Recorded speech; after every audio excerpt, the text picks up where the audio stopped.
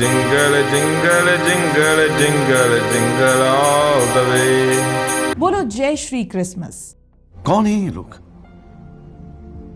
कहां से आते हैं ये? वाह, मेरे यीशु यीशु पे तुम नाचो तो ठीक, मैं यीशु के सत्संग में जयकारा नहीं लगा सकती। हिपोक्रेसी की भी सीमा होती है। अच्छा, इन ऑल सीरियसनेस, नहीं, मेरे दिमाग पर असर नहीं हुआ है। हाँ, बस क्रिसमस सत्संग सुनकर सदमा ज़रूर लग गया था और अब बारी है आपको वही सदमा देने की। कमेंट सेक्शन में अपने रिएक्शंस पोस्ट ज़रूर करना। सत्संग सुनकर आपके मन में क्या आता है? गुरु ग्रंथ साहिब के सिमरन कीर्तन, यही ना? लेकिन पिछले कुछ वर्षों में सत्संग की परिभाषा बदल चुकी है। बदल तो क्या, चोरी हो चुकी है कह सकते हैं। क्रिसमस सर पर है, यीशु दा जन्म होया फका वाली रात रील्स पर बज रहा है, लेकिन ये कल्चरल एप्रोप्रिएशन नहीं है। हर वर्ष इंस्टाग्राम ऐसी रील्स पुश करता है, हम थोड़ा हंस लेते हैं लेकिन इसके पीछे का सच इग्नोर कर देते हैं। अब ये गाना सुनिए, दाऊद ने नगर, एक Punjabi Christmas dance song. Dance क्या है? तो प्रॉपर पंजाबी अटायर में भांगड़ा। यीशु के जन्म के समय भांगड़ा हुआ था और ये केवल पंजाबी गानों तक सीमित नहीं है। हाँ, पंजाब में कई ऐसी जेम्स आए हैं, यीशु दी बल्ले बल्ले, यीशु दा जन्म होया फाका मारी रात, मीम्स भी, बोलने लगी वाला। लेकिन जैसे जैसे क्षेत्र बदलता है वैसे वैसे कल्चरल एप्रोप्रिएशन भी बदलता है। गुजरात में क्रिसमस गरबा, इंडिया बीट्स में सर्कल में महिलाएं राजा यीशु जन्मा छे गरबा करती हैं। रीजनिंग, कहते हैं कि गरबा सेक्युलर है। यहीं पेपर बॉल्स फेंक कर मारूंगी ना। गरबा सेक्युलर? गरबा कोई वाइब नहीं है, वो देवी माँ की पूजा से निकला रिचुअल है। उस रिदम को उठाकर किसी और धार्मिक कथा में डाल देना सीधा सीधा एप्रोप्रिएशन है। महाराष्ट्र में लावणी पहनकर जाओ दर्शनाला गाते हैं, लावणी नृत्य करते करते उड़ीसा में संभलपुरी अटायर पहनकर वीडियो बनाते हैं। वहीं हिमाचल में यीशुआ प्यारा प्यारा हिमाचली टोपी के साथ। अब ध्यान से सुनिए, सवाल ये नहीं है कि ये कल्चरल एप्रोप्रिएशन हो रहा है या नहीं, वो तो साफ दिख रहा है। सवाल ये है ये किया क्यों जा रहा है, और इसका जवाब बहुत सीधा है, क्योंकि म्यूज़िक सबसे आसान एंट्री पॉइंट है। म्यूज़िक से कोई डरता नहीं, म्यूज़िक पर कोई सवाल नहीं उठाता, आप किसी से बहस नहीं करते, आप पहले उसे कंफर्टेबल बनाते हैं।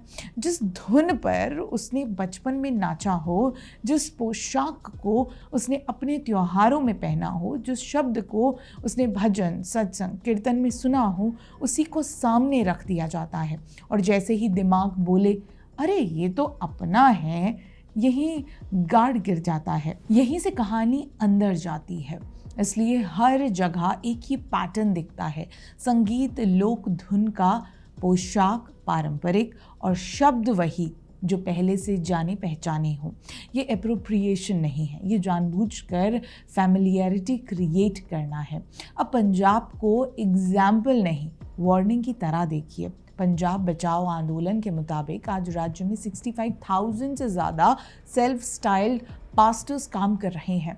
ये चर्च नहीं है, ये कन्वर्जन नेटवर्क्स हैं, जहाँ कन्वर्जन बाइबल पढ़ाकर नहीं होता, यहाँ कन्वर्जन इलाज के नाम पर होता है, चमत्कार के नाम पर होता है, नशा छुड़ाने के नाम पर होता है, और सब कुछ खुलेआम drugs and magic remedies act का उल्लंघन करते हुए।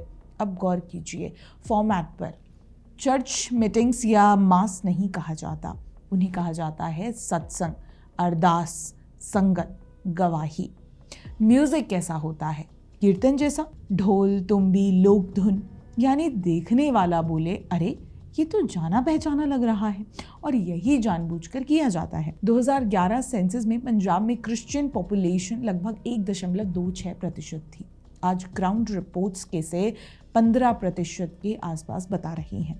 ये बदलाव अचानक नहीं हुआ, ये रील्स से शुरू हुआ, गानों से नॉर्मलाइज हुआ और सत्संग के नाम पर सील हुआ। इसलिए पंजाबी क्रिसमस सॉन्ग्स में भांगड़ा है, इसलिए यीशु दी बल्ले बल्ले है, इसलिए लोकल शब्द, लोकल धुन, लोकल रूप। ये कोइंसिडेंस नहीं है, ये पाइपलाइन है। सवाल है उन मिशनरीज से जो संस्कृति को डिस्गाइज बनाकर इलीगल कन्वर्जन रैकेट चला रहे हैं। जो जानते हैं कि सीधे आओगे तो सवाल होंगे, इसलिए ढोल लेकर आते हैं, गरबा लेकर आते हैं, लावणी पहन कर आते हैं, पहाड़ी टोपी लगा कर आते हैं, और जब सब फैमिलियर लगने लगे तब धर्म बदलने की बात आती है। ये तरीका नया नहीं है। इतिहास में संगीत को सदियों से टारगेट बेस्ड टूल की तरह इस्तेमाल किया गया है।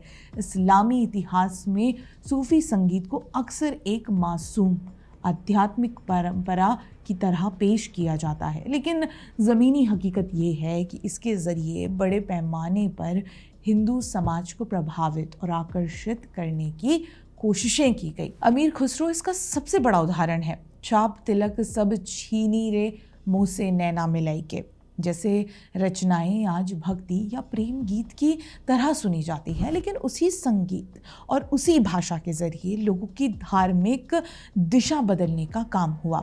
ये सिर्फ कला नहीं थी, ये एक रणनीति थी और आज भी है। पहले इस्लाम में और आज ईसाई मिशनरीज द्वारा वही परिचित धुन, परिचित भाषा और भावनात्मक शब्दों के सहारे एक नई धार्मिक पहचान को स्वीकार्य बनाना।